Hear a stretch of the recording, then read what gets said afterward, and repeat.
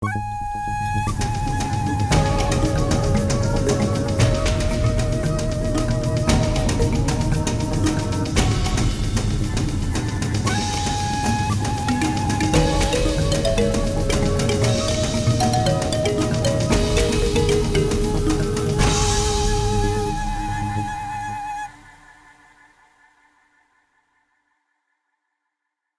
soon as I learned that we were going to Ghana,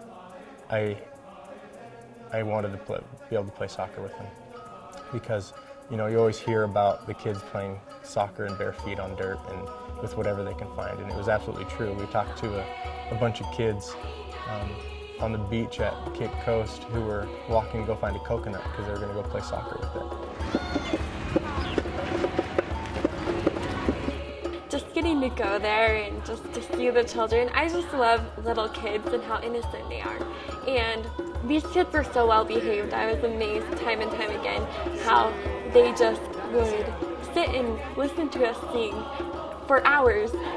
The people who prepared our food in Ghana were remarkable. They just did such a wonderful job of preparing huge amounts of food and bringing them to where we were so that we could eat. We had to be very careful just being who we were and where we were. I didn't know that I would grow to like having lots of goat meat and fufu and rice and chicken, and I just really like it, and I kind of miss it now that we're back. Fufu is made from cassava. It's manioc. They peel the skin off and it's boiled and then it's pounded.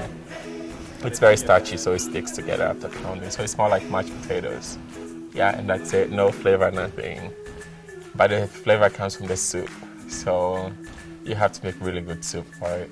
Most people love fufu in Ghana. And then this adult woman came over and started teaching me how to dance, and we're all just jamming together, and everybody's looking at me like I'm crazy.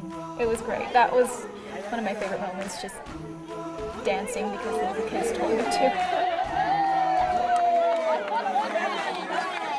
My pathway partner, Nee, we were able to chat on Facebook for a couple hours, and we weren't able to get a Skype appointment to work out, but we were able to chat online, and I asked him about what he did. He was running a business with laundry and like a laundry service and doing other things, and come to find out, he loved to sing barbershop and he loved to sing other things, and so it was fun to connect that way. Some of the hymn books that they had were hymn books that we wouldn't keep for a minute.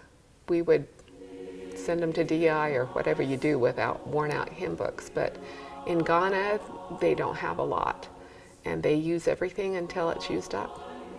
The little boy just walked up to me and put his arms up for me to hold him, and it just showed me how loving the African people are and how open they are and how it really takes a whole village to raise a child. So it was really a neat experience for me to taste a little bit of the culture through that little child. I've lived in Ghana and I've been to the orphanage, but it was different going back again and having a different perspective and seeing those kids differently than I saw them. And so I could not handle just watching them, because I felt sorry for them and I felt grateful for what I have. I walked away from this whole experience feeling so much more gratitude for the plan of salvation.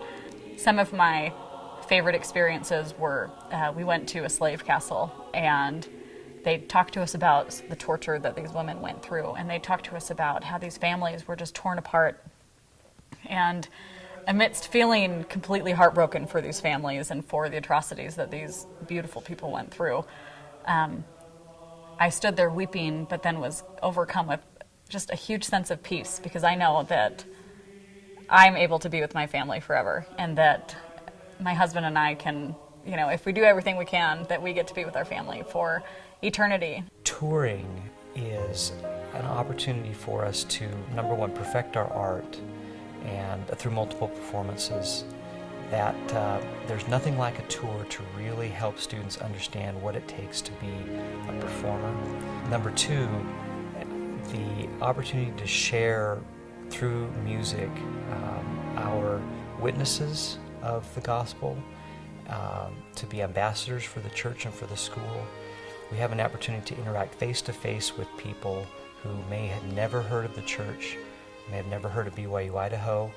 that face-to-face interaction with people is what I think opens doors for the university, for the church, and it just opens people's hearts. It's like, this is what it might feel like if we were a Zion people, because you have to love the people that you're with, or it's a pretty miserable experience, and we have great experiences on tour.